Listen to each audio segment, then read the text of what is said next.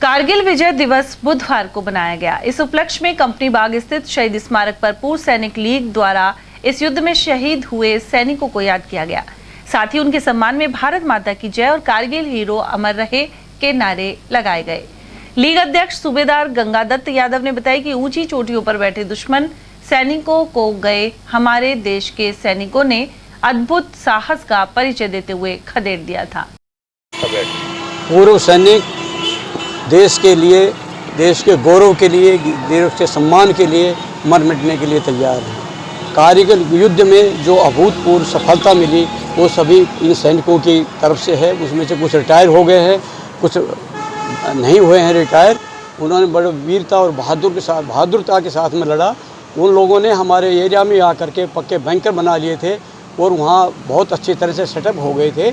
हम एक 17 जाट का एक सूबेदार भरफूल था, वो अगले दिन पेंशन आना था, लेकिन उसको सेंटर में से पता लगा कि भाई आप 2 साल बढ़वाना चाहते हो, तो उसने कहा, वो सिक्कर का लेने वाला था कि मैं 2 साल और करना चाहता हूं, और वो यूनिट में पहुंच गया।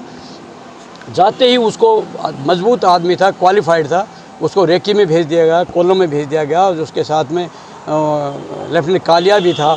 तो वो जब वहाँ पर गए तो वो अम्बूश में फंस गए और उन्होंने बर्बरता से उनके नृशंस में हत्या की। उनका शव बाद में इकट्ठा किया ले, तो उनका अंग भंग कर रखे थे। उसके बाद में हमारे जो देश के जवानों में इतना जोश भरा कि भाई वो उनको कुछ याद नहीं रहता है कि हमारे माँ भाई बहन बेटे बहू जो कुछ परिवार गांव है कि नहीं है। उनको तो सिर्फ दुश्मन दिखाई देता है, और ऊपर दुश्मन था। वो क्रॉलिंग से चढ़ करके उनके बैंकरों से उन्होंने अपने हाथ से उनकी बैरल जो LMG MMG लगा रखी वो उन्होंने वापस खींच के भगा दिया। और वो जब वापस आने लगे तो उनको दूसरे बैंकर ने देख करके उनको दृष्ट मारा, जिससे वो ख़त्म हो गए।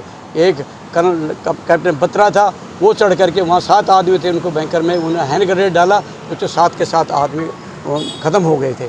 हम पूर्व सैनिक अभी भी देश के लिए मर मिटने के लिए तैयार हैं। अगर हमें देश की सेवा के लिए बुलाया जाता है, हमें दिन में मैसेज मिलता है, तो हम शाम को भी जाने के लिए तैयार हैं।